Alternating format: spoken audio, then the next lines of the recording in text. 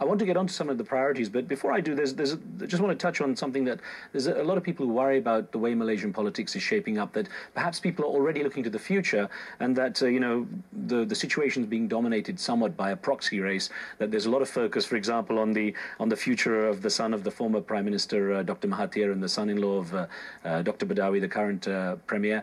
Does that complicate your position in any way, that this sort of sideline race is running for looking even further ahead? I think it goes to show that UMNO is an open and very democratic party. I mean, we cannot rage for things to happen. You know, the second or even the third generation, they're coming to the fore, and they want to participate in the electoral or the democratic process in a party. So I think I would welcome that. Well, Dr. Seri, what are your priorities? I mean, at the helm, what would you really want to focus on, first and foremost? Well, it's not quite appropriate for me to answer at this juncture because, you know, I've not taken over and Prime Minister Badawi is still in the seat, and I would want to respect that. But basically, you know, we have to cater for our base, first of all. And that's we're talking about the Malays and the Bumiputras in this country. They are our main supporters for UMNO itself. Right. But UMNO and Barisan Nasional must also address the non-Malays. And I believe in this concept of a multiracial government. I believe that we must cater for the interests of the Malays as well as the needs and aspiration of the non-Malays. If there are genuine grievances, legitimate grievances of the non-Malays, then we must cater for them. So it's a question of balancing between the two. Now, on the show, of course, we concentrate a lot on viewer questions. We had a huge number of emails for you, by the way. Many of them touched on common areas, and I'm going to try and get a few of them in here. And one of them is actually from Malaysia. Many came from Malaysia. Ronnie here in Malaysia wrote in saying, why maintain the Malay supremacy policy which only benefits some? Now, I know you've addressed that somewhat. Why ban the Hindraf? They didn't do anything wrong. And why maintain the Internal Security Act, which was meant for terrorists but is being used against citizens? Well, you know, I've said openly that I believe in a policy of gradual liberalization of some of the elements of the new economic policy.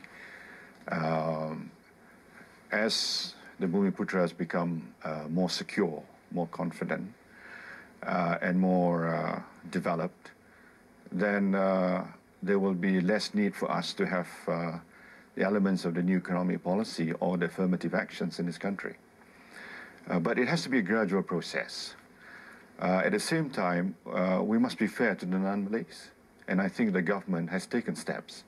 For example, in terms of education, for example, if you secure 9 A's at the SPM level, which is equivalent to O level, right, and irrespective of whether you are Malay, Chinese, or Indian, or Karazhan, or Iban, then automatically the government will give you a scholarship to enroll into a public university in the country.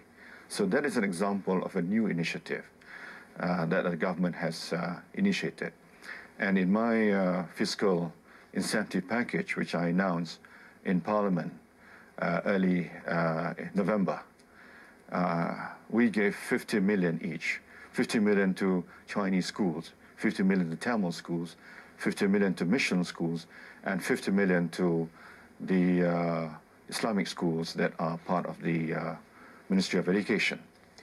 Let me touch briefly on a part of that question, though, sir, about the ISA, the Internal Security Act. Why, you know, Ronnie was saying it's meant for terrorists, but he feels that it's being used against citizens.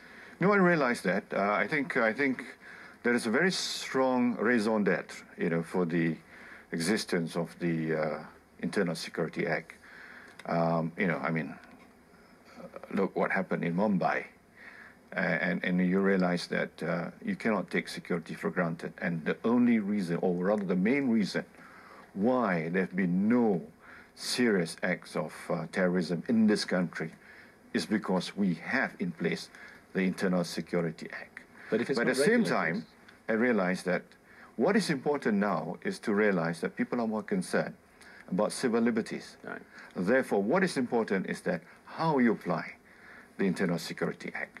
And I realize there's some controversies relating to how the ISA has been used lately, and therefore we intend to address them in the future.